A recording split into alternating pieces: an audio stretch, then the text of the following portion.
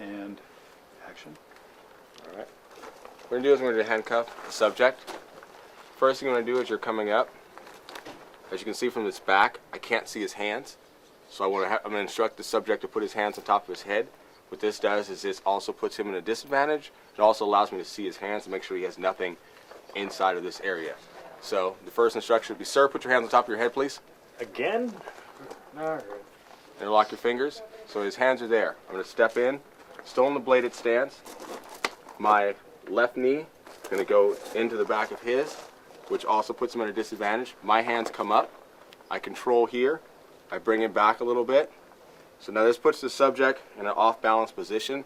If he was to do anything like we were talking about earlier, I can rip him down this way, I can pull him back this way, or whatever I need to do. But for this one, we're going to do a handcuffing. So while I'm still controlling the hands, I'm going to reach back with my free hand. I'm going to grab my handcuffs and pull them out. Now when you pull your handcuffs out, you want to do what's called priming your cuffs. And your cuffs are going to be primed in a situation where they are pushed in past the keyhole to a lock position, but not all the way solid. You don't want them that far out because it's too much travel space. So you want them just in where they're primed up. You want to grab your handcuffs like this together. So you're going to put your handcuffs like this. You want your keyholes up. That makes it easier for you when you need to uncuff your suspect. You point to the keyholes to show us. These are the keyholes. And when you grab your cuffs, you grab it almost like you're holding a firearm. So this gives you a lot of control of your cuffs. They're not flopping around, they're not moving around, they're not swinging, they're not getting caught on your clothes, his clothes.